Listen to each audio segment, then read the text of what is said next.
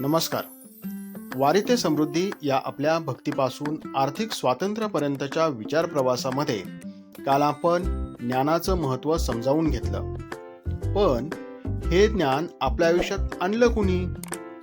जेव्हा आपण पहिलं पाऊल टाकलं, कुणीतरी आपला हात धरला. जेव्हा आपण पहिला शब्द बोललो, कुणीतरी आपल्याला बोलायला शिकवलं. जेव्हा आपण पडलो, तेव्हा कुणीतरी पुन्हा उभं राहायला शिकवलं.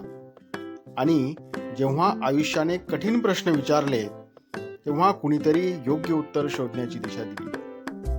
आई, वडील, शिक्षक, संत, ज्येष्ठ, मित्र, अनुभव आणि कधी कधी अपयश सुद्धा, हे सगळेच आपल्या आयुष्यातील गुरु असतात. गुरु म्हणजे फक्त ज्ञान देणारी व्यक्ती नाही. गुरु म्हणजे आपल्या आयुष्यातील अंधार दूर करून योग्य मार्ग दाखवणारा प्रकाश. उद्या गुरुपौर्णिमा आहे. आज विठुरायाच्या चरणी आपण प्रार्थना करूया की हे माऊली, ज्यांनी मला घडवलं, योग्य संस्कार दिले, योग्य दिशा दिली आणि जीवन जगण्याचं शहाणपण दिलं, त्या प्रत्येक गुरुजनांप्रती माझ्या मनात सदैव कृतज्ञतेची भावना जागी राहू दे. कारण वारी पंढरीकडे नेते, तर आर्थिक शिस्त ही समृद्धीकडे नेते. रामकृष्ण हरी.